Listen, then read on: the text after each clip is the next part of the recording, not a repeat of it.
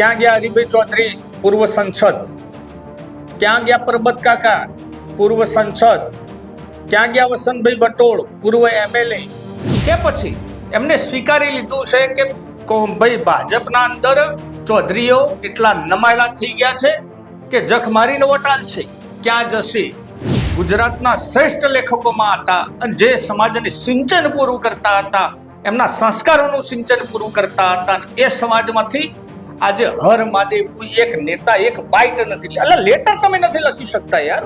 તમારા ઘરમાં આવીને એમ કહેશે કે તમે બહાર નીકળો ને આજે અમારે શું છે, અને છતાંય તમે નમાયેલા તરીકે આ જોઈ રહ્યા છો, કારણ કે તમે પ્રતિકાર કરવાની શક્તિ ગુમાવી બેઠા છો. દરેક એપીએમસી જોઈ લો, ભરીને બેઠા છે, ખુરશી ઉપર બેઠા છે, નાખોટા કરે. અલ્યા શરમ આવે છે કે નથી આવતી? તમે એક હરફ સુદ્ધા નથી ઉચ્ચારી કેતા. ઠાકોર સમાજ જોડેથી શીખો. લવિંગજી ઠાકોર આવી ગયા, ક્ષત્રિય છે, લડ્યો ઉભો થઈ ગયો, એના મનમાં કટોરો કાઢો હશે ત્યારે એની જાહેર બોલી. પણ આ ડરી ગયા છો, પર કોનાથી ડર્યા છો એ જ ખબર નથી. અથવા તમે દુખતી નસ આટલા મોટા સમાજની જોઈ લીધી છે કે બેટા જાહી ક્યાં આવશે તો હોય જ વોટ આલવા. અને બોસ, જો આ સમાધાન ના થયું તો ફરિયાદ તો એફઆઈઆર માં નામ તો આવશે આવશે ને આવશે. ડંકાની ચોટ ઉપર કહું છું.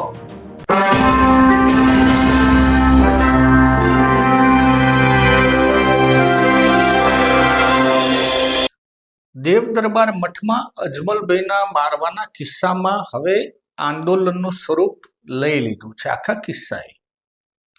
મિત્રો, આજે ચર્ચા કરવી છે કે માની લો કે આટલો મોટો સમાજ, અને જો એમના સામે એફઆઈઆર ના કરાવી શકતો હોય તો નાના નાના સમાજોનું કોણ થશે? આ કોઈ કેમ વિચારતું નથી? કોના દબાણથી આખી જે એફઆઈઆરમાં નામ નથી આવતું, એ બધી જ ચર્ચા આજના વિડીયોમાં. નમસ્કાર, હું છું રમેશ ચૌધરી ને આપ નિહાળી રહ્યા છો ષડયંત્ર. મિત્રો, ષડયંત્ર પડદા પાછળની એવી ભૂમિકાઓ રચાતી હોય કે જેનાથી સામાન્ય નાગરિકો અજાણ હોય. ચૌધરી સમાજ ઉત્તર ગુજરાતમાં સૌથી મોટો છે, એટલે મોટી પ્રમાણમાં વસ્તી છે, સૌથી વધારે તો ઠાકોરો છે. પરંતુ રાજકીય રીતે, આર્થિક રીતે સક્ષમ છે. રાજકીયના તો સહકારી માળખાના ખેરખા ગણાતા આ સમાજમાં છેલ્લા 25 દિવસથી અજમલભાઈને જે મારવાના બનાવ બન્યા, એમાં પોલીસે મુખ્ય આરોપી તરીકે એ મહંતનું નામ અંદર નાખતી નથી. તો પ્રશ્ન આ નથી કે ચૌધરી સમાજ કેમ નથી નખાવી શકતી. પ્રશ્ન આ છે કે માની લો કે કોઈ આટલી મોટી સમાજના જો હોય, નામના આટલા બધા મોટા ધુરંધર ખેરખાઓ જેવા નેતા બેઠા હોય, અને છતાંય પોલીસ જો નામ નથી લખી શકતી અથવા લખતી નથી, તો નાના સમાજોનું શું થશે? આ કોઈને પ્રશ્ન નથી આવતો મગજમાં? તમારે એમ ક્યારે થાય છે કે કેમ નથી લખતી? શું મજબૂરી છે પોલીસને? આટલી પોલીસ કોના ઈશારે કામ કરે છે? કાયદાઓ એક જ રાજ્યમાં, એક જ વિસ્તારમાં અલગ અલગ કેમ થઈ જાય છે? મેં પહેલા પણ વાત કરેલી છે કે જ્યારે આટલા મોટા સમાજના બધા આગેવાનો, નેતાઓ બનીને બેઠા હોય, અને છતાંય એક પણ નેતા આ વિશે એક હરફ ઉચ્ચારવા તૈયાર નથી. કેમ? મિત્રો, નામ જોગ આજે કહું છું.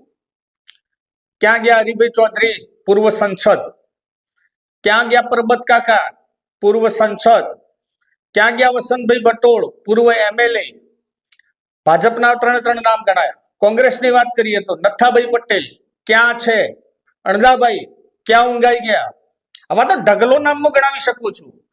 કે આ બધા ગયા ક્યાં સંતાઈ ગયા છો? તમને કોની ડર છે કે એક લેટર અથવા એક હરફ સુદ્ધા તમે કોઈના વિશે બોલી નથી શકતા? એક ફરિયાદ ના થાય યાર. સાચું ખોટું પોલીસને અધિકાર કોને આપ્યો નક્કી કરવાનો? સાચું ખોટું તો કોર્ટ નક્કી કરી લેશે. આપો કોર્ટને મેટર.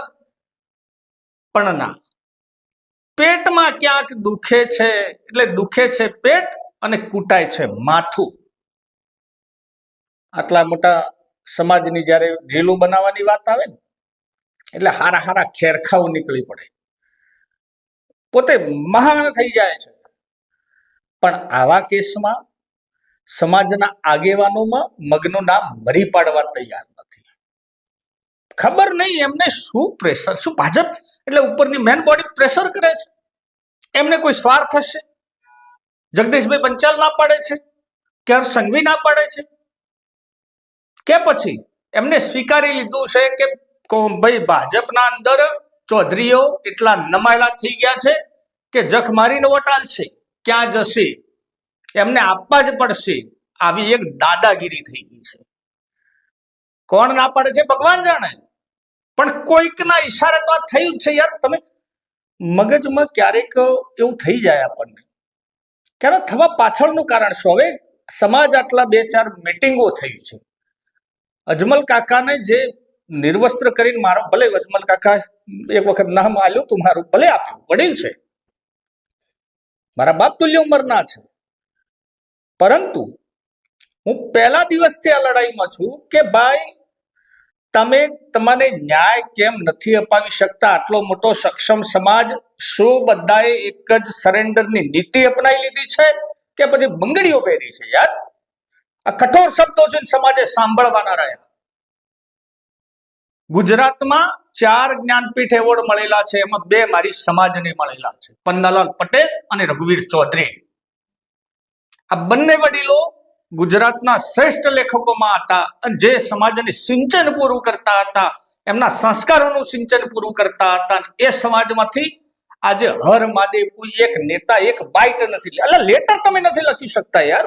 તમે નેતા છો, આગેવાન છો, કોણ છો? ધન્યવાદ આજે આપવા છે એ ભેમાભાઈ ચૌધરીને, ધન્યવાદ છે સાગરભાઈને, ધન્યવાદ છે જયંતિભાઈને કે આવા યુવાનોએ આખું જન આંદોલન ઉપાડ્યું. ભાઈ અમે તમારી સાથે છીએ. હવે ગાંધીનગર કૂચ કરવાની તૈયારી કરી દીધી, પણ હજુ સુધી પોલીસને પેટનું પાણી હાલતું નથી. હજુ તો સમાધાનના બેચ કરેલ, હજુ એમ કે છે કે સમાધાન કરી લો. ચોક્કસ હું સમાજના માન લો કે સારું થતું હોય તો સમાધાન થવું જોઈએ, પણ આજે સાગરભાઈના જ શબ્દોમાં કહું છું કે જો FIR કોકના ઈશારે અને રાજકીય કોઈ મોટા ખેરખાના ઈશારે ન થતા હોય તો એવી ખેરખાની લાચારી શું છે? એમને ક્યાં પેટમાં દુખે છે ભાઈ?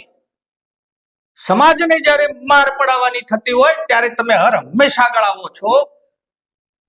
પેલા જૂના કેસમાં પણ, પાલનપુરના કેસમાં પણ, અમારા કેસમાં પણ અને અજમલભાઈના કેસમાં પણ તમે કોકને હોટે પડાવવાના છે, એ ચૌધરી સમાજની, તો આપણે હર હંમેશા આગળ. જ્યારે સમાજના આ એક આગેવાનનું થતું હોય, આપણે કહીએ ભાજપ કોંગ્રેસ કરતા નથી, કોઈને વોટ લેવા જતાય નથી અને જવું નથી જીવનમાં, આ બધું ન કરવું પડે સારું. પણ તમે એવું શું સુંગાડ્યું છે કે સમાજ બિલકુલ ટસની મસ? આ જો આપ એમ વિચારતા હોય ને મિત્રો, હું આ દરેક સમાજને કહું છું, ચૌધરી સમાજ માટે નથી કહેતો.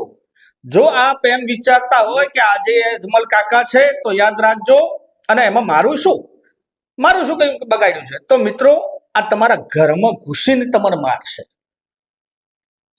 આ કડવું છે. તમારા ઘરમાં આવીને એમ કહેશે કે તમે બહાર નીકળો ને આજે અમારે શું છે, અને છતાંય તમે નમાયેલા તરીકે આ જોઈ રહ્યા છો, કારણ કે તમે પ્રતિકાર કરવાની શક્તિ ગુમાવી બેઠા છો. એક એવો વાઘ થયા છો જેના દાંત નથી, જેના નોર નથી, એટલે મતલબ નખ નથી, ખાલી રીલોના વાઘ. ત્રીજા એક ધન્યવાદ બીજા આપવા છે મારે લવિંગજી ઠાકોરને. એ વ્યક્તિ જાહેરમાં એને કીધું અને એ ગુરુ પૂર્ણિમાએ ત્યાં ન જતા ચૌધરી સમાજની ગાદી ઉપર ગયા, એટલે સ્પષ્ટ આ સંદેશો છે કે અમે તમારી સાથે છીએ, બધા સાથે છે. મેં ગઈકાલે મિત્રો એમના ટ્રસ્ટીઓ જોડે પણ વાત કરી હતી, કીધું આનું કંઈક નિરાકરણ લાવો યાર. કોઈ સમાજો વિશે કે આપણે ઘર્ષણ થાય એવું ના કરવાનું હોય, પણ ન્યાય મળે એવું આપ કંઈક શરૂઆત કરો. સારી દિશામાં કામ થઈ રહ્યું છે, પણ આટલી મોટી સમાજને બનાસકાંઠા અને મહેસાણા, પાલનપુર, વડગામ છે, વાવ થરાદથી લઈ આટલા વિશાળ સંખ્યામાં પાછા સત્તાનો પાવર એમ કે ભાઈ અમારો બેઠો છે, શું કરે તમારો વાળો ભાઈ? આ ખચેરવાનું કામ કરે છે. કોઈ કેના ઈશારે? હું એમ નથી કેતો કે ભાઈ ચલો કોઈ મોટા નેતામાં જવાબદાર હશે, પરંતુ નાના એવા આગેવાનો કે જે મારી ભાષામાં આગેવાન ના થતા ચાપલુસકારો કહું છું એમને, હું એમના ઘરે બેહું તો પાણી ના પાતા મારે પીવું નથી ભાઈ આવું પાણી, ક્યાંક મારા સંસ્કાર મારા લોહીમાં ફરક પડી જશે. એવા ચાપલુસકારો એવું કામ કરે છે કે સમાજનું જે થવું હોય થાય, પણ આપણને નુકસાન. એટલે શેનું નુકસાન ભાઈ? બનાસ બેંકના ચેરમેનોથી માંડીને એમના વહીવટદારોથી માંડી એમના ટ્રસ્ટીઓથી માંડીને બનાસ ડેરીના ટ્રસ્ટીઓથી માંડી આ બધા એમના સભ્યોથી માંડી દરેક એપીએમસી જોઈ લો ભરીને બેઠા છે, ખુરશી ઉપર બેઠા છે, નાખોટા કરે. અલ્યા શરમ આવે છે કે નથી આવતી? તમે એક હરફ સુદ્ધા નથી ઉચ્ચારી કેતા? કોઈને એક લીટી લખવાની તમારી તેવડ નથી. બબ્બે સાંસદો અત્યારે બેઠા છે પૂર્વ, અને તમે એક શબ્દ ને પરબત કાકા જેવા નથી લખી શકતા. હરિભાઈ આજ મિત્રો બધા હતી, જો કે હું તો વાતચીત કરું છું, પણ સત્ય છે, સ્વીકારવાનું. ઘણા એમ કહે છે કે અમારા જોડે કોઈ નથી આવેલા. તમારા જોડે આવે ને તમારે જવું પડે ત્યાં. એમાંય પાછો અમને તો ભાજપ કે કોંગ્રેસ દેખાય છે. બેમાં ભાઈ કોંગ્રેસના છે, ફલાણું છે, ઢીકણું છે. એટલે ભાજપ કોંગ્રેસ આમાં ના કરવાનું હોય. આ તો જે દોષિત છે એને એફઆઈઆર માં નામ નોંધાવવાની વાત છે, નામ લખાવવાની વાત છે. તમે જો 25 દાડાથી આ સંઘર્ષ કરતા હોય ને તો પછી આ રીલું બનાવવાનું, રાખોટા કરવાનું બંધ કરી નાખો. ઠાકોર સમાજ જોડેથી શીખો. લવિંગજી ઠાકોર આવી ગયા, ક્ષત્રિય છે, લડ્યો, ઉભો થઈ ગયો, એના મનમાં કટોરો ગાધો હશે, ત્યારે એની જાહેર બોલ્યો છે. કાલે રાજગોર સાહેબ, ડોમરાજી રાજગોર, એમનો પણ મેં વિડીયો જોયો. ધન્યવાદ છે, મેં એમના જોડે વાત પણ કરી કે સરસ સાહેબ, બહુ સારું કર્યું. પણ જે નેતાઓ ક્યાં ઊંઘાઈ ગયા છે, ધાનેરાના આપણે જોઈતા કાકા, એક શબ્દ તો તમે આ આગેવાનો તમારા નથી યાર. ખાનગી લેટર નથી મૂકી શકતા, લેટર લખીને ઉપર જાણ કરો છો. અરે સંઘવી ના પડે તમને, પણ આ ડરી ગયા છો. સિબર કોનાથી ડર્યા છો એ જ ખબર નથી. અથવા તમે દુખતી નસ આટલા મોટા સમાજની જોઈ લીધી છે કે બેટા જાહી ક્યાં આવશે તો હોય જ વોટ આલવા. મને એક નેતાએ થોડાક સમય પહેલની વાત છે, 2 વર્ષ પહેલની, અને મને વાત કરી હતી કે રમેશભાઈ આમ થવાનું છે, હું આવી જીતી જઈશ. નામ નથી આપતો અત્યારે, અને મને જ મેન્ડેટ મળશે. મેં કીધું સાહેબ નહીં મળે, તમે બોલવાનું ચાલુ કરો. એટલે મને કે મારા નસમાં છે ને કેસરી લોહી વહે છે. મેં કીધું જે દાડે હારી જો ને એ દાડે આવજો, ટોયલેટમાં બાળજો, પેશાબ કેસરી થતો હશે. અને હાચુકલું મેં કીધું એ જ થયું. આ યુઝ એન્ડ થ્રોની નીતિ છે યાર. 11મી તારીખે 1000 ટ્રેક્ટરો લઈ અને યુવાનો રેલી કાઢે છે. હવે તો મહેસાણામાં પણ સપોર્ટ મળી ગયો. સાબરકાંઠાથી કાલે મિત્રો આવે છે, ત્યાં રેલીઓ થાય છે, ત્યાં આવેદન આપે છે. હજુ સુધી બનાસકાંઠામાં હહળાટ થતો નથી. વાવ થરાદમાં થરાદ વાળાને હજુ એમ છે કે અમારે શું, એટલે તમારી શું દશા હતી, મહેરબાની કરો ને. હજુ આખું ઘરમાં પડીને મારશે તમને. તમારામાં જમીર ના જાગતું હોય એ સમાજ એ ક્યાં એ અધપતનના માર્ગે છે. કોઈનો વિરોધ નથી આમાં, કોઈ નેતાનો વિરોધ નથી, પણ જો આ સમયમાં તમારો નેતા તમારા સાથે ના હોય તો એ નેતા કહેવાને લાયક નથી.